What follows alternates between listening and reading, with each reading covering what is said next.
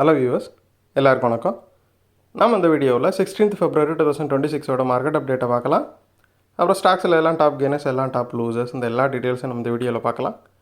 First வந்து market அப்டேட்டை பார்த்துடலாம். நிஃப்டி பார்த்திங்கன்னா 211 பாயிண்ட் வந்து ரேலி ஆச்சுது. ரீசெண்டாக விழுந்துட்டு இருந்த நிஃப்டி வந்து கொஞ்சம் ரீபவுண்ட் ஆகிருக்குது. இதுக்கு முக்கியமான காரணம் பேங்கிங், அப்புறம் பவர் அண்ட் எனர்ஜி செக்டாரில் நல்ல ஸ்ட்ராங்கான பை வந்து இருந்துச்சு. ஸோ இது வந்து நிஃப்டி ஓரளவு நல்லா ரேலி பண்ணி விட்டுருக்குது. அது மட்டும் இல்லாமல் யூஎஸ் இன்ஃப்ளேஷன் டேட்டா வந்துச்சு, அது எக்ஸ்பெக்ட் பண்ணதோட ரொம்பவே சாஃப்டாக இருந்ததுனால ஃபெட் வந்து இனிமேல் ரேட் கட் பண்ணலாம் அப்படின்ட்டு ஒரு நம்பிக்கை வந்து ஏற்பட்டிருக்குது. இதுவுமே நிஃப்டிக்கு ஒரு பாசிட்டிவிட்டியை கொடுத்துருக்குது. அப்புறம் நிஃப்டி பார்த்திங்கன்னா இப்போதைக்கு கன்சால்டேஷன்லேருந்து ஒரு புல்லிஷ் வியூவில் தான் வந்து மூவ் ஆகிட்டுருக்குது. ஸோ நிஃப்டி வந்து ரேலி ஆகிறதுக்கான வாய்ப்புகள் வந்து நிறையவே இருக்குது. டெக்னிக்கலாக பார்த்தோம் அப்படின்னாலும் நிஃப்டியில் வந்து புல்லிஷ் என்கல்ஃபிங் பேட்டர்ன் தான் வந்து ஃபார்ம் ஆகிருக்குது டெய்லி சார்ட்டில். இதுவுமே ஒரு பாசிட்டிவான விஷயந்தான். அது மட்டும் இல்லாமல் நிஃப்டி பார்த்திங்கன்னா எல்லா மேஜர் மூவிங் ஆவரேஜஸையும் மறுபடியும் தாண்டி இருக்குது. 20, 50, 100 மூவிங் ஆவரேஜஸை மறுபடியும் தாண்டி ஒரு பாசிட்டிவிட்டியை கொடுத்துருக்குது. நிஃப்டியோட ஆர்எஸ்ஐயும் ரீபவுண்ட் ஆகிருக்குது 50க்கு மேலே. ஸோ ரீசெண்டாக 50 கீழே போயிருந்துச்சு, இப்போ அதுவும் வந்து 50க்கு மேலே வந்துருக்குது. ஸோ நிஃப்டியில் பார்த்திங்கன்னா மோஸ்ட்டாக வந்து எல்லாமே பாசிட்டிவாக தான் தெரியுது. ஸோ நிஃப்டி வந்து புல்லிஷ் கேஸில் பார்த்திங்கன்னா 26,000 வரைக்கும் போகிறதுக்கான வாய்ப்புகள் வந்து நிறையவே இருக்குது. இப்போ இருக்கிற இந்த சிச்சுவேஷனை பார்க்குறப்போ ஒருவேளை கன்சால்டேஷன் மோடில் இருந்துச்சுன்னா 25,400 வந்து ஒரு முக்கியமான சப்போர்ட்டாக இருக்கும்.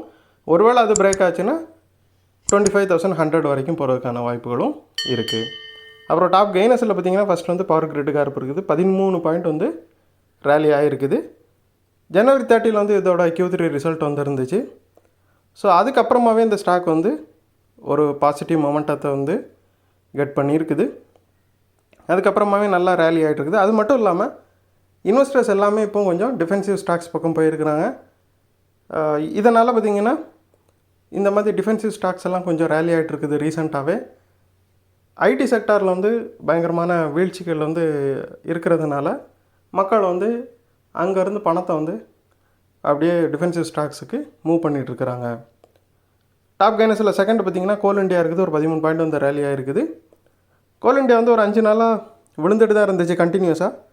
இப்போ பார்த்திங்கன்னா ரீசெண்டாக அவங்க வந்து டிவிடெண்ட் ரெக்கார்ட் டேட்டு அனௌன்ஸ் பண்ணியிருக்கிறாங்க. 18 February அப்போது அவங்க வந்து டிவிடெண்ட் ரெக்கார்ட் டேட்டா சொல்லியிருக்கிறாங்க.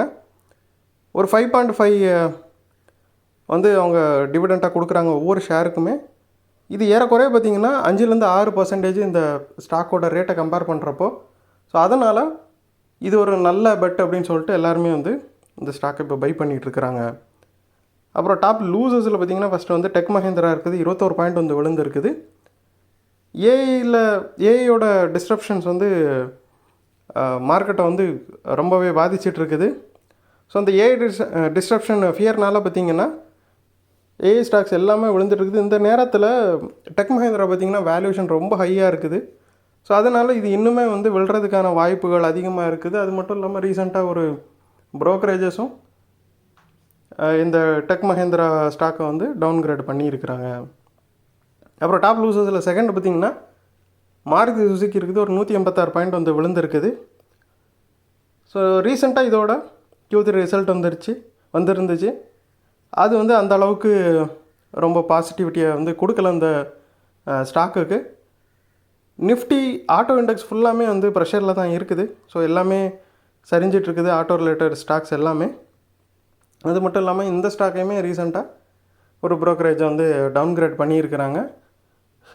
மாருதி சுசுக்கியுமே ஓரளவு ஹையர் வேல்யூஷனில் தான் இருக்குது. ஸோ இது இன்னுமே விழுறதுக்கான வாய்ப்புகளும் நிறையா இருக்குது. நான் ஃபஸ்ட்டே சொன்ன மாதிரி மார்க்கெட் வந்து கன்சல்டேஷன் மோட்லேருந்து ஒரு புல்லிஷ் மோடை நோக்கி தான் வந்து மூவ் ஆகிட்டுருக்குது. ஸோ 26,000 தாண்டறதுக்கான வாய்ப்புகள் வந்து நிறையவே இருக்குது. ஸோ இந்த வீடியோவில் உங்களுக்கு கொடுத்த இன்ஃபர்மேஷன்ஸ் எல்லாம் கண்டிப்பாக ஹெல்ப்ஃபுல்லாக இருந்திருக்கும். நான் நம்புறேன் இது உங்களோட ஃபியூச்சர் ட்ரேடிங் செஷனுக்கு கண்டிப்பாக ஹெல்ப் பண்ணும். இந்த வீடியோ உங்களுக்கு பிடிச்சிருந்துச்சின்னா லைக் பண்ணுங்கள், ஷேர் பண்ணுங்கள், மறக்காம சேனலுக்கு சப்ஸ்கிரைப் பண்ணுங்கள். அப்படியே இந்த பெல் ஐகானை கிளிக் பண்ணிங்கன்னா டெய்லி அப்டேட்ஸ் தரோம் கிடைக்கும். தேங்க்ஸ் ஃபார் வாட்சிங். Keep supporting. நான் இன்னொரு வீடியோவில் உங்களை சந்திக்கிறேன். தேங்க்யூ.